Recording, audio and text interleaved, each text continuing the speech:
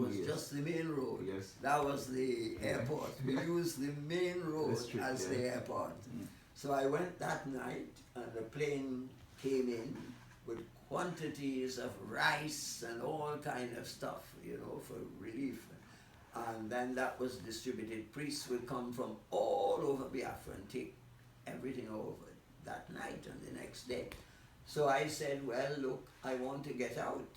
I want to go with you to Sao Tome, because Sao Tome was the center. You know, you got everything from Sao Tome. Right. The planes brought stuff into Sao Tome, and then these people came in during, brought them in at dead of night. And suddenly when I was at the airport, I said to the pilot, I said, look, can you carry me? Oh, he said, certainly, certainly. No problem. I'm going back with an empty plane. So the pilot and co-pilot, and I waited there for a while. He said, we won't go for probably an hour or two because we have some business to do here. And in about half an hour's time, the Nigerian planes came over and started bombing the airport. Oh. And it was terrible. Bombs were falling everywhere. So he rushed to where I was and he said, Father, bombs are falling everywhere. The safest place for us to be now is in the air. He said, come with us. Come on, let's go. Do you want to come or you want to stay here? He said, I said, oh Lord, I'll come with you, most certainly. And then I went in the plane and we took off. And then after a few minutes, the co-pilot turned around and he said, look, Father, I don't know how you people prepare for the end of your life, but we can't gain altitude. Something is wrong with the plane. So we are going over Port Harcourt from Uli, and then we are going to Sao Tome. Whether we will get there or not, I don't know. So you people, I think, know how to prepare for death. He says, we face this kind of thing every day, but I must tell you, I don't think we'll get to Sao Tome alive. Because how old were you? So we have... How old were you? I was, let me see, in what would I have been in I suppose I was probably 31, 32, yes. And the end of life is coming. Yes. Wow. So we got over, went over Port Harcourt. And then he said, look at those flares. He says, that's the anti-aircraft. Going after you. Yeah. After. Yes, but he said, we are very lucky. Below. We are too low. Yes. They can't hit us. If they're going over us. So we went all along, around Port Harcourt, the whole way out.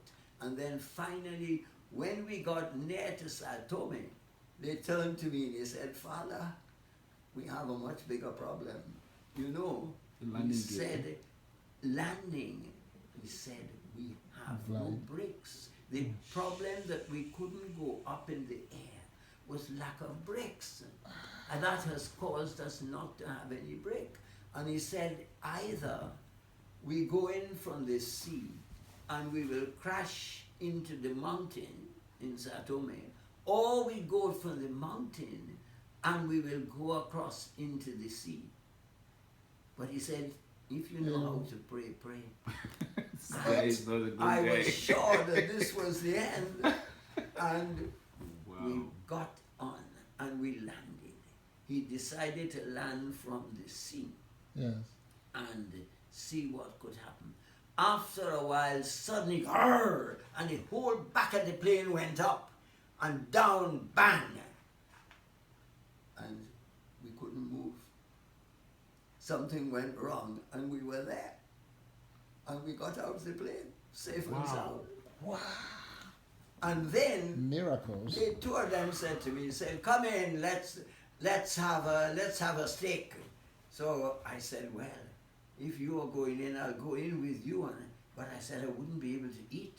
I'm in a terrible fright now. Nonsense, he says, Father, this kind of thing happens all the time. And they went in and had a huge meal. And then the people in charge came and said, well, look, that plane is not good, but we have other planes. We want you to go again into Uli Airport because we have a lot more stuff you are to take in. So they went again into the airport. That was And- being bombed. Yes, that was being bombed. But they went in again and took in more relief. Wow. And they really were brave people. Look at the sacrifice And then that people made. when I got into Sao Tome, Father Butler, Billy Butler, who was the principal of this the big secondary school in Suka, he came and met me because he was staying in Sao Tome to meet everybody, any priest that came off the planes.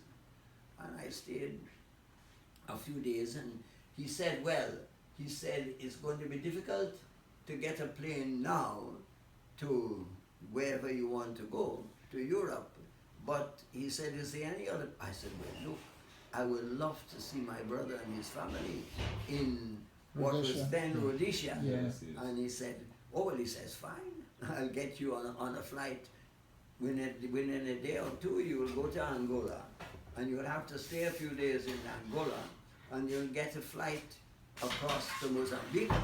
And you change flights in Mozambique, and you will go to Harare. What? So I went there, and my brother met me at the airport, and I stayed with him until just before Christmas. Yes. And did you end up coming back from there or what? No, so I went there, and from there I flew to Ireland. Okay. And then my senior brother, Alistair, he was living in Ireland at the time. Right. And he had a lovely house in Ireland near Kilkenny, and I stayed with him and spent Christmas there. And then the war ended Right. in early January, Okay. and then I heard about all these people being expelled. After being some time in prison, they sent them all out, and they had their names on the list. So they went to the embassies. They first of all went to the French embassy and got the names of all the French priests in Nigeria that were working in Biafra. Right. Then they went to the British embassy, got all. They went to the all the other embassies, Yeah. United States, Canada, everywhere. But I, at that time, had a St. Vincent passport.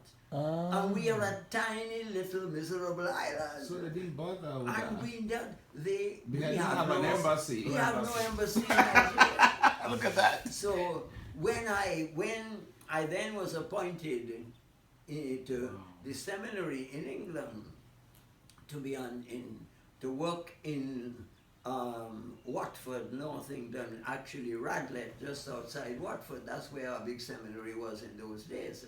And at that time we had lots of vocations in England and everything was booming. This was 1970, and I worked there 1970 and 71. And when all that was, during that time, I never thought for a moment of going back to Nigeria because, I mean, I wouldn't be able to get in. I thought my name would appear somewhere. Then Bishop Donald Murray from McCurdy had then been made a diocese. Right, right. And Donald visited us in Radlett, and he said, look, Angus, I used to know him very well. When you knew him priest when you were down in Port Harcourt? He used to come to Stella Maris and stay with us because he liked playing golf very much. Yeah. And we had a very good golf field in Are you a good golfer?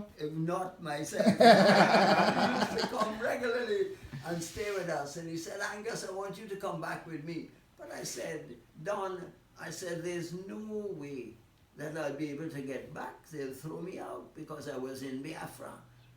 Well, he said, you come and see what happens. So I went to the embassy, the Nigerian embassy, and In they London. gave me a visa right away. Oh, wow. And they didn't ask me whether I had been in Nigeria before or Biafra or anything. And when I landed, I phoned before going, I phoned the superior of the Jesuits in Lagos. I had known him very well from before because they had made a foundation. They had started a secondary school in Port Harcourt. So he said, well, look, I'll be there to meet you. And when I landed in the airport in Lagos, they said, go sit you. are a Catholic priest, the man said. He said, look, bring the lists of all Catholic priests who are in Biafra. And Wow. they went through, and I nearly fainted. They went through the British embassy, did each embassy. But he said, where are you from? I said, I'm from St. Vincent, the island of St. Vincent in the Caribbean. Oh, and they looked everywhere. They There was said, no your St. name doesn't Vincent. appear anywhere here. Go ahead, come on in. You're quite all right. Come on in. And I was in without any problem. Lovely. That's And when I went to Don Murray, first of all, Ekandem heard that I had arrived. He wasn't a cardinal then. Right, yeah. He was in charge of Port Harcourt. So he came up to meet me and he said, look, you were in Port Harcourt with Bishop Okoye earlier on. He said, I want you back in Port Harcourt. So he took me down to Port Harcourt. And I stayed there for a few days, but I said, look, I got a visa to work in McCurdy. And I phoned Don Murray. He said, you come straight to McCurdy. You don't go anywhere else. So I went up to McCurdy. That was 72. That was 71. 71. It was the 1st of July 1971. Then you come to Makodi and you go to meet Bishop. I went to meet Bishop and he said, you are going straight into Mount St. Gabriel's. He said the principal of Mount St. Gabriel's has just been transferred to Australia. He was a layman. Yeah. Eugene O'Connor. Right, He right, says right. Eugene O'Connor is going to Australia. He's going to work there and you are to take over St. Gabriel. I said, no. I said, I've been in education since the day of my ordination and I want to go to a parish. I said, Uday has no priest at the moment. Yeah. So I said, could you possibly send me to Uday? I said, Father Iveva is in Uday, but he is a deacon and he can't say mass and I would like to go to Uday. She said, nonsense, you're not going to any place like Uday. He said, you have a vow of obedience and you go straight to Mount St. Gabriel's. Yeah. And you do so immediately. And there's no question about it. So I you went back into to St. Gabriel's and stayed there for 43 years. Wow. Yes. So Wow. O'Connor was there at St. Gabriel's. Did he leave before you came or you had a No, transition? he was there. I met him. Yeah, you met He was him, there. yeah. And he was just getting ready to leave. And that was 71, 72. 71, 72. Yeah. So the first class He you left had, in 71, but the Right. first, I then took over in September of 71. 71. And I was there until, well, it was, what day? 214. 214, yes, 214. I'm trying to remember the first class you admitted Mm-hmm. at St. Gabriel's. That one, by that time it was a day school. A day school, all Right. completely Everyone day, there was were no day school. borders. That should be 71 now. Hmm? No, October it 71. would have been 71 October. September. September was the September. We first. started, wait, We started in January. we started in January, Yes, We yes. started in January, it was later on things were changed. Change, yeah. We started in January, so 72 January were the first group that I accepted. I'm Because trying- I heard that the first set that graduated was here, the man was here 64, 69. No. Or they came here the other day. That day they Yes. did this thing from Yeah. Lafayette. Yes. 69. 69, the first graduates of St. Gabriel. Okay. Yes. 69, then 71. I think the first set was, let's see, I'm trying to see This was Father's. started in 64. No, I'm still trying to find Father's first set. Okay. Father's first set was Avenya, right? Was that? Avenya, yes. Yeah, that was a. 75. No. Avinia Was the had second. come, he was in Form 2 at Yeah. that time. Okay. He was in his second year, Avinia. He graduated 75. Yes. Avinia was there before me. 75. Before you came in. Yeah. So the first people you admitted was actually, let's see, who was ahead of me? 76. Probably my set. 76. No. The first set no, you mean graduating? Graduated 76. Maybe No, it is it was 72. January 71. So, but his first set admission was Was January 72. 72. Yeah, that was our yes. first set, 72. Avinia Right. was already there because Right. he must have come in Okay. 71. Right. 77. He was So in 77. 77. So that could have been my set. Okay. Your set. I mean, it was. I'm trying to see who was on my set. You have actually, it was Assam, Hassan, yes. myself, and you have I an remember Igbo. Hassan very, very well. Yeah, troublesome. Ah, Ochibo. Ochibo was the same. yes. So we're in the same set. Ochibo, Assam, myself. There's a guy that went to the U.S. Igbo guy that was really good. I'm trying to figure. I can't even remember other people on the set. Yeah. So my story when I came to, I think I was supposed to come in early, and so I got accepted, but I couldn't come in. So the next year, I came in and started sitting outside of Fada's office every day. Every day. Yes. Father, every time Father comes, I'm like, look, I'm coming to this school. And then I think you ended up giving us an exam, and you took one person, and that was me. I see. Yeah. Now I stayed outside of your office for months. I would just walk and come there. Then there was a guy called Alexander Gadi. You used to speak French with him. Oh, yes. Yeah, so you come there, you speak French with him, and I'm like, Father speaks French? So I stayed outside until then. How many shall we go? I think, yeah, let's go across right now. Okay. I hope you can give us a lift. Or listen, it's a room for the three of us in your cars. If not, we take our car. We have You drive us No, across. no, there's room for, you can join them, while Okay. I will join the pickup. Yeah, we have enough. We have enough room. yeah. Are we going far? Just No, quite just up, across the road. just after the Quite church, up. The after the driver can college. all go. The driver should wait. We'll just drive the car there. Okay. We all go in one car. The driver Okay. will wait. But we told them at quite up. First of all, we said we were 6 for lunch, and then when you said they were You were 3 more, three. so we told them they're 9. So they say we have prepared everything for 6, but and that was 3. He said it was for 3, then I told him we are 6. Yes, 6, Uh-huh. 6, yes. Yes. So there's lunch for For 6. everybody. So There's we'll all go lunch. now.